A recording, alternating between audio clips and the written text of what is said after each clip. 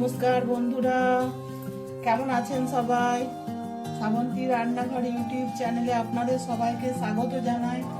আজকে আমি একটি নতুন রেসিপি নিয়ে চলে এসেছি আপনাদের সামনে। এই শীতকালের স্পেশাল রেসিপিটি হচ্ছে ধনেপাতার পকোড়া।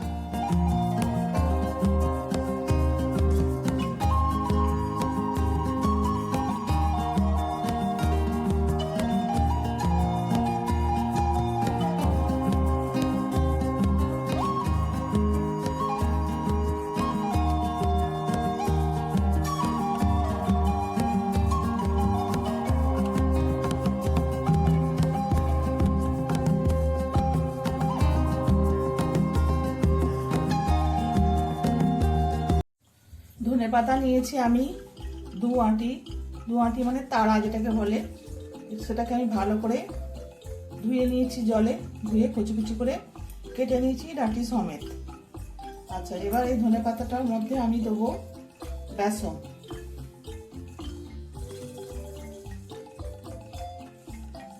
এক চামচ, দু চামচ, 3 চামচ, 4 চামচ, 5 চামচ বেসন দিলাম। এটা 4 চামচ চালের গুঁড়ি আছে, চালের গুঁড়ি আমি দিয়ে দিলাম।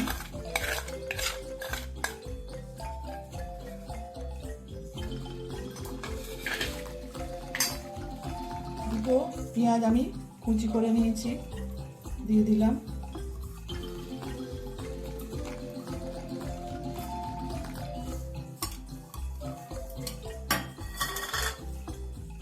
তিনটে লঙ্কাকে আমি কুচি কুচি করে নিয়েছি, দিয়ে দিলাম। 4-5টা রসুন আমি গ্রেট করে নিয়েছি, ওটাও দিয়ে দিলাম। 1/2 ইঞ্চি আদাকে আমি গ্রেট করে নিয়েছি, দিয়ে দিলাম।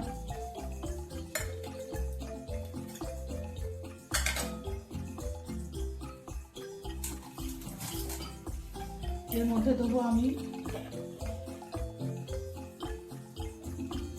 নুন, আন্দাজ করে নুন,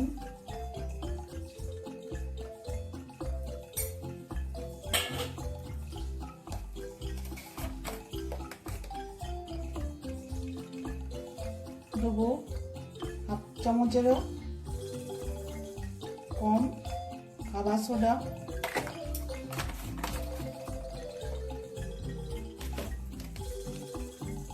দেবো 1/2 চামচ জিরে গুঁড়ো,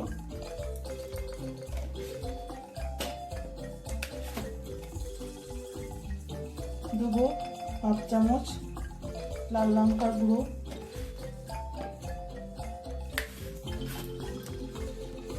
দেবো 1/2 চামচ হলুদ গুঁড়ো,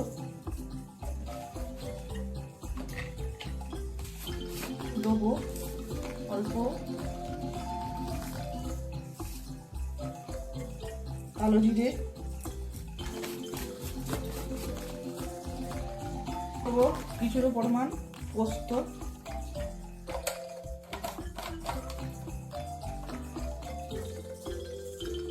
সবকিছু আমার দেওয়া হয়ে গেল। এবার আমি এগুলোকে ভালো করে মেশাবো।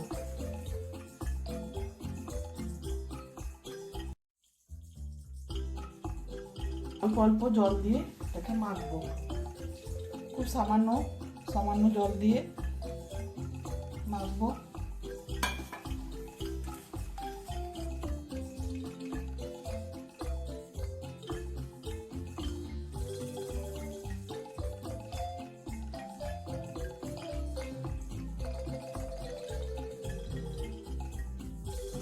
এর মধ্যে আমি আরো 2 চামচ বেসন দিলাম, আরো 1/2 চামচ দিলাম লাল লঙ্কার গুঁড়ো, আর দেবো গোটা জিরে, এটা মুখে পড়লে ভালো লাগবে। আর দেবো 1/2 চামচ চিনি।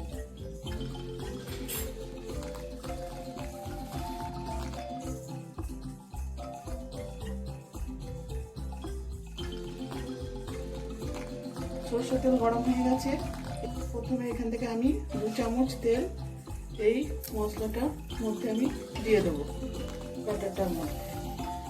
এতে করে এটা আরো ক্রিসপি হবে।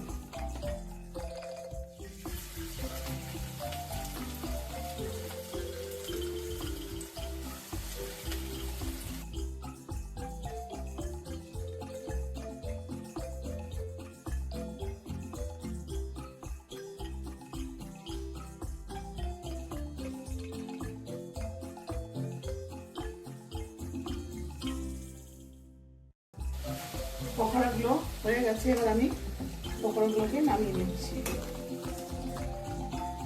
পকোড়াগুলো সব ভাজা হয়ে গেল। এর উপর থেকে আমি দিয়ে দিলাম আমি সস, আর একটু দেবো স্প্রিং অনিয়ন। এই রেসিপিটি যদি আপনাদের ভালো লেগে থাকে তাহলে অবশ্যই লাইক, শেয়ার, কমেন্ট ও আমার চ্যানেলটিকে সাবস্ক্রাইব করার অনুরোধ রইল। সুস্থ থাকবেন, ভালো থাকবেন, নমস্কার।